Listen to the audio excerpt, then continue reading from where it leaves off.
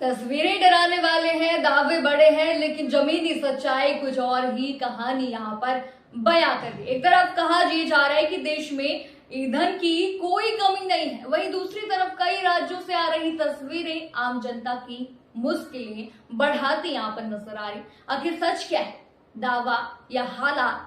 यही बड़ा सवाल इस वक्त खड़ा हो गया है। नमस्कार, मैं हूं आपके साथ राधा राणा और आप देख रहे हैं लोकहित क्रांति न्यूज।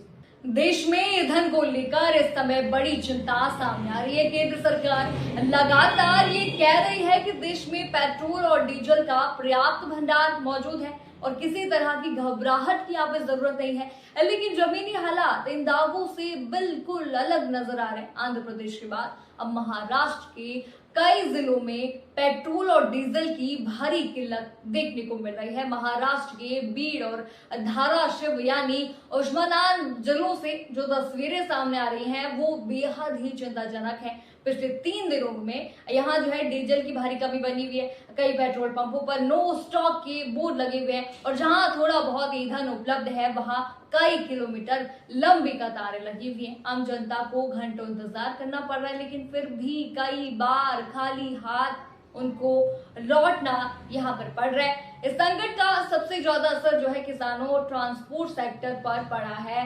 खेती के काम जो है ठप होते नजर आ रहे हैं, ट्रैक्टर खड़े हैं और माल ढुलाई में भी बड़ी बाधा यहाँ पर आ रही है। इसका सीधा असर बाजार और रोजमर्रा की जिंदगी पर पड़ रहा है। किसानों में भारी नाराजगी यहाँ पर देखने को मिल रही है और प्रशासन पर जल्द से जल्द सप्लाई बहाल करने का दबाव लगातार बढ़ता नजर आ रहा है। गौर करने वाली बात यहाँ पर यह है कि कोई पहली बार नहीं हुआ है। कुछ ही दिन पहले आंध्र प्रदेश में भी इसी तरह की स्थिति यहाँ पर देखने को मिली थी, जहां 400 से ज्यादा पेट्रोल पंप आंशिक रूप से बंद हो गए थे।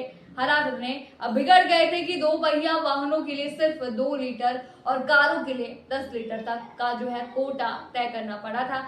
इस पूरे मामले में केंद्र और राज्य सरकारों के बीच तालमेल पर सवाल खड़े कर दिए हैं। सवाल ये उठ रहा है कि जब देश में ईंधन की कमी नहीं है तो फिर कुछ राज्यों में इतनी बड़ी समस्या क्यों सामने आ रही? क्या ये सप्लाई चेन की गड़बड़ी है या फिर प्रशासनिक स्तर पर कोई बड़ी चूक है? खास बात यहाँ पर ये भी है कि जिन राज्यों से ये खबरें सामने आ रही हैं वहीं केंद्र की सहयोगी या तथा कथित डबल इंजन की सरकार है। ऐसे में राजनीतिक बहस भी तेज हो गई है और विपक्ष लगातार सरकार को घेरने की कोशिश यहाँ पर कर रहा है। अब देखना ये होगा कि केंद्र सरकार इन हालात पर क्या सफाई देती है और क्या जल्द ही इस संकट का समाधान निकल पाता है या नहीं। फिलहाल के लिए आपको क्या लगता है इस खबर पर हमें कमेंट सेक्शन में जरूर बताइए और बने रहिए लोकहित क्रांति न्यूज के साथ।